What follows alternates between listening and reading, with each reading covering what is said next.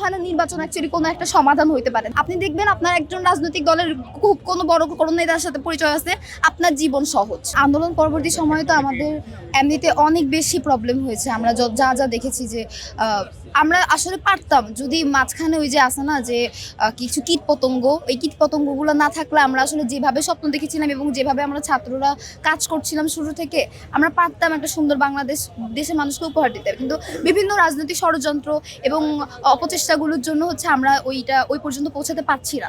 তো আমরা হচ্ছে কিছু জুলাই সনদপত্রে যে বিষয়গুলো চাই, প্রথমত আমাদের যারা জুলাই যোদ্ধা রয়েছে, আহত রয়েছে, নিহত রয়েছে, তাদের সঠিকভাবে মূল্যায়ন করা হবে এবং সঠিকভাবে তাদেরকে হচ্ছে যে মর্যাদাটা সেটা দেওয়া হবে। এবং জুলাইয়ের পুরো স্টেকটা অ্যাকচুয়ালি যাদের কাছে ছিল তাদের কাছেই যেন থাকে। জুলাইটা যেন বিক্রি না হয়, জুলাইকে বিক্রি করে যেন অন্যান্য রাজনৈতিক কোনো অপচেষ্টা করা না হয়, কোনো কিছু না করা হয়, সেটা একটা বিষয় আমাদের।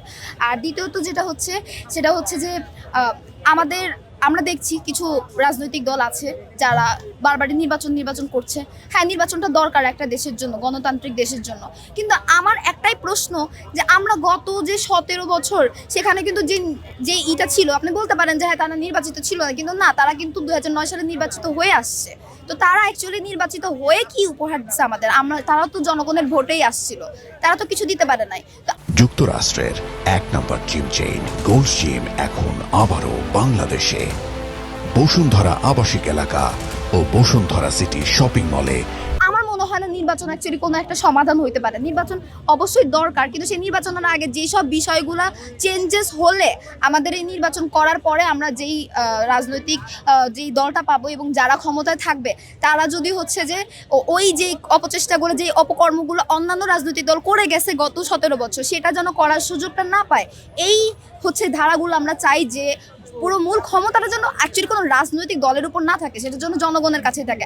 আপনারা একটা জিনিস লক্ষ্য করলে দেখবেন, সেটা হচ্ছে আমাদের বাংলাদেশে ঘুম থেকে ওঠার পর থেকে ঘুমানোর আগ পর্যন্ত রাজনৈতিক যে তদবির, সেই তদবির দিয়েই চলে। আপনি দেখবেন আপনার একজন রাজনৈতিক দলের খুব কোনো বড় কোনো নেতার সাথে পরিচয় আছে, আপনার জীবন সহজ, খুবই সহজ।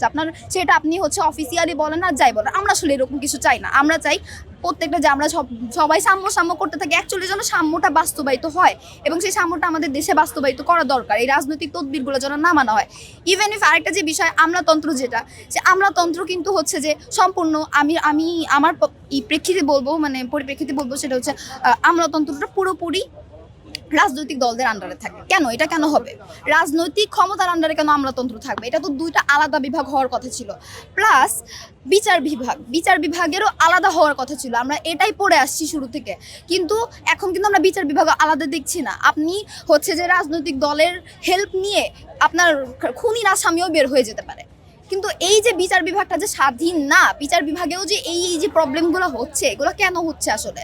আমরা এগুলো কিছুই চাই না। আমরা অ্যাকচুয়ালি যা রাজনীতি বলতে যা বুঝে আসছি, যা পড়ে আসছি বইয়ের পাঠ্যপুস্তকে, আমরা চাই সেভাবেই বাস্তবায়িত হোক। মুখে শুধু বলবো আর আমাদের মাঠে সব কিছু শূন্য, সেটা আসলে হতে দেওয়া যাবে না। এটাই আসলে আমরা চাই। এখন দেখি আমাদের নতুন বাংলাদেশের ইশতেহারে কি হয়।